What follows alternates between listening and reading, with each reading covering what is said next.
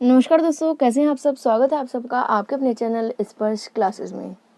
दोस्तों आज की इस वीडियो में हम बात करेंगे योग दर्शन के बारे में। आपका फिलोसफी का ये एक टॉपिक है, बीएड फर्स्ट ईयर में आपका सब्जेक्ट है, उसी का ये एक टॉपिक है। बाकी सभी जो इतने भी सब्जेक्ट्स की आज तक हमने वीडियो अपलोड की है फर्स्ट ईयर या सेकेंड ईयर की, सभी को ही हमने सब्जेक्ट वाइज प्लेलिस्ट बनाई हुई है।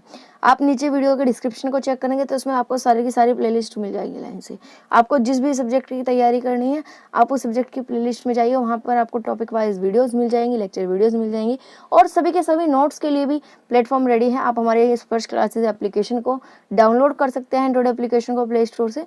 वहाँ पर आपको सारे के सारे नोट्स मिल जाएंगे, या आप हमारी वेबसाइट पर भी विजिट कर सकते हैं www.sparshclasses.in पर। वहाँ पर भी आपको सारे नोट्स, सारी वीडियोस, सारी लेक्चर वीडियोस आपको टॉपिक वाइज, सब्जेक्ट वाइज आराम से मिल जाएगी। तो चलिए ज़्यादा समय न लेते हुए शुरू करेंगे आज की इस वीडियो को। दोस्तों योग दर्शन जो है ये 6 आस्तिकों दर्शन यानी कि षड दर्शन, जिसको संस्कृत में हम कह सकते हैं षड दर्शन, इनमें से एक है। 6 दर्शन है, उनमें से एक दर्शन है आपका योग दर्शन। इसके प्रेरणा जो है यानी कि इसका जो प्रतिपादन है वो पतंजलि मुनि है। इसके बारे में पतंजलि मुनि ने बताया। यह दर्शन सांख्य दर्शन के पूरक दर्शन यानी कि सप्लीमेंट्री फिलोसफी के नाम से भी फेमस है। इस दर्शन का प्रमुख लक्ष्य, मेन एम क्या है इसका, कि मनुष्य को वो मार्ग दिखाना, वो रास्ता दिखाना जिस पर चलकर वह जीवन के परम लक्ष्य यानी कि मोक्ष की प्राप्ति को कर सके।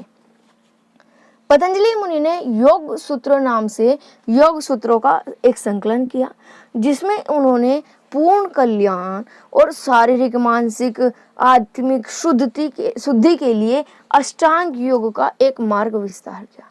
जो पतंजलि मुनि थे उन्होंने योग सूत्र के नाम से अपने जितने भी योग सूत्र हैं उन सबको एक साथ जोड़ा, एक साथ इकट्ठा करके एक साथ उसको दिया, जिसमें उन्होंने क्या बताया, व्यक्ति के पूर्ण कल्याण, पूरी तरह से सर्वांगीण विकास, वो व्यक्ति का शारीरिक विकास, मानसिक विकास, आध्यात्मिक विकास, उनका सांस्कृतिक विकास, हर तरह का मतलब ऑल ओवर डेवलपमेंट हो सके, उसका तरीके बताने के लिए, ऑल ओवर डेवलपमेंट करने के लिए उन्होंने अष्टांग मार्ग दिया।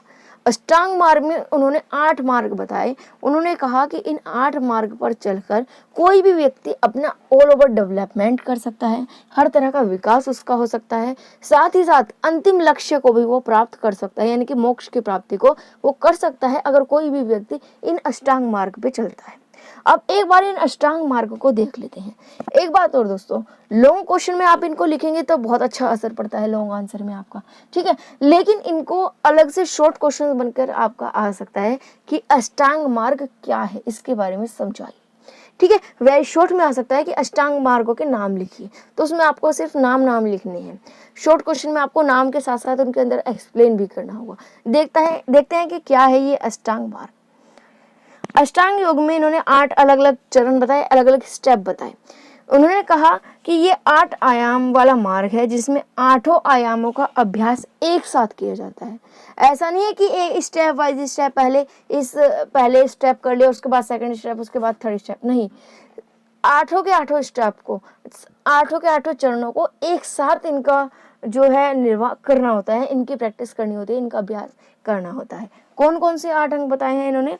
पहला है उनका यम, नियम, आसन, प्राणायाम, प्रत्याहार, धारणा, ध्यान और समाधि।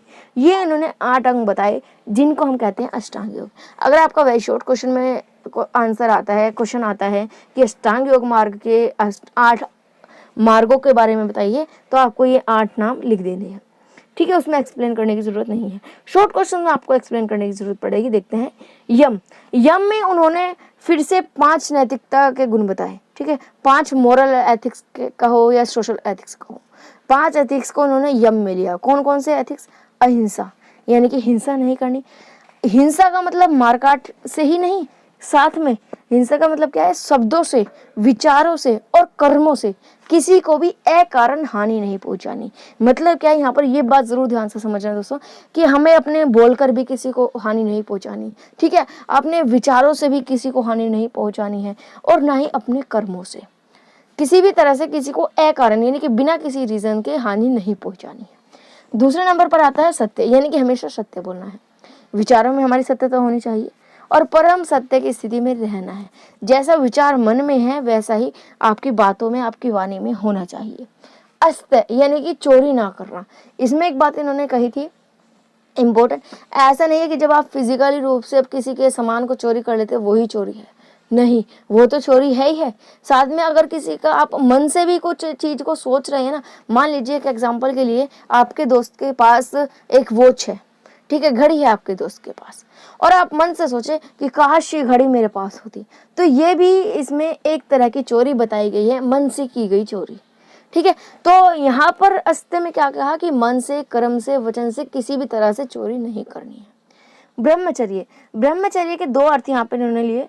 पहला तो चेतना को ब्रह्मा के ज्ञान में स्थिर करना, और दूसरा सभी इंद्रिय जनित सुखों में संयम बरतना। जितने भी सेंसेस के द्वारा हमें जो सुख मिलते हैं, जो हैप्पीनेस मिलते हैं, उसमें हमें कंट्रोल होना चाहिए हमारा। हम जब जो चीज चाहिए वो कर सके, हम किसी भी चीज की लत नहीं होनी चाहिए। अपरिग्रह, आवश्यकता से अधिक संचय नहीं करना और दूसरों की वस्तुओं की इच्छा नहीं करना। अपरिग्रह मतलब दूसरों के सामान की तो इच्छा करनी नहीं है, और आवश्यकता से अधिक इकट्ठा करके नहीं रख देना है कि भाई हम पहले से आगे के लिए, फ्यूचर के लिए इकट्ठा करके रखें। जितनी जरूरत हो सिर्फ उतना ही कमाई, उतना ही यूज करें चीजों को। सेकंड नंबर पे इन्होंने अष्टांग मार्ग का दूसरा मार्ग क्या बताया, नियम। नियम में इन्होंने फिर 5 व्यक्तिगत नैतिकता बताई। ये जो आपने ऊपर देखी है तो सामाजिक नैतिकता थी, सोशल एथिक्स थी, ठीक है। नियम में इन्होंने व्यक्तिगत यानी कि इंडिविजुअल, पर्सनल एथिक्स बताए।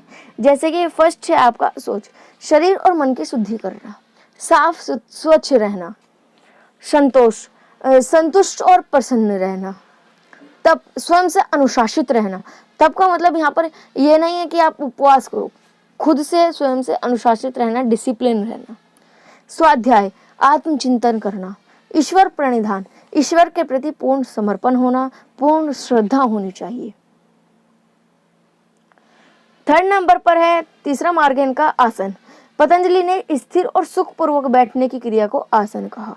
सुखपूर्वक बैठे हो, आराम से बैठे हो और स्थिर बैठे हो, एक ही कंडीशन में बैठे हुए हो। नेक्स्ट आपका प्राणायाम। प्राणायाम में मुख्य जो है योग की यथेष्ट भूमिका के लिए नाड़ी साधन और उनके जागरण के लिए किया जाने वाला श्वास और प्रश्वास का नियमन प्राणायाम है, ठीक है। प्राणायाम में क्या लिया, जैसे हम जो प्राणायाम योग के टाइम पे करते हैं, सांस को अंदर लेना, बाहर निकालना, उस चीज को इन्होंने प्राणायाम में कहा। ये जो प्राणायाम होते हैं ये मन की चंचलता और विक्षुब्धता पर विजय प्राप्त करने में सहायक होते हैं। नेक्स्ट है इनका प्रत्याहार। इंद्रियों को अंतर्मुखी करना। महर्षि पतंजलि के अनुसार जो इंद्रिय चित्त को चंचल करती है, उन इंद्रियों को विषय से हटकर एकाग्र होकर चित्त के स्वरूप में अनुकरण करना ही प्रत्याहार है। प्रत्याहार से इंद्रियां वश में रहती है और उन पर पूर्ण विजय प्राप्त होती है, यानी कि आप बिल्कुल कंट्रोल में रहते हैं। अगर आपको कोई चीज नहीं करनी तो आप वो करती नहीं है।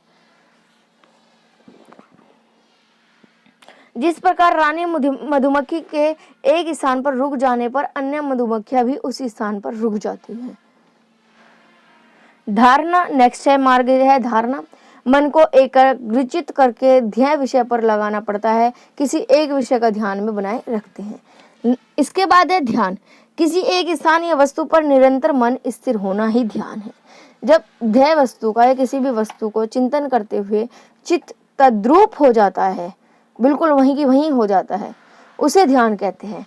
पूर्ण ध्यान की स्थिति में किसी अन्य वस्तु का ज्ञान, उसकी स्मृति चित्त में नहीं होती। आपको किसी और वस्तु के बारे में आप सोचते ही नहीं, मन में, दिमाग में ही नहीं होता आपके। समाधि, लास्ट में अंतिम मार्ग इन्होंने कहा समाधि। यह चित्त की अवस्था है, इसमें चित्त ध्येय वस्तु के चिंतन में पूरी तरह से लीन हो जाती है। योग दर्शन समाधि के द्वारा ही मोक्ष प्राप्ति को संभव मानता है। समाधि की 2 श्रेणी है जिसको आप यहाँ पर पढ़ सकते हैं। तो इस तरह से ये अष्टांग मार्ग बताए थे, 8 मार्ग बताए थे, जिनको एक साथ करने से कोई भी मनुष्य को मोक्ष की प्राप्ति हो सकती है। शिक्षण विधियां कौन कौन सी बताई योग दर्शन ने शिक्षा के क्षेत्र में? उपदेश विधि, व्याख्यान विधि, संश्लेषण विश्लेषण विधि, सूत्र विधि, श्रवण मनन ध्यान धारणा की विधि, अभ्यास की विधि, स्वाध्याय की विधि और तर्क विधि।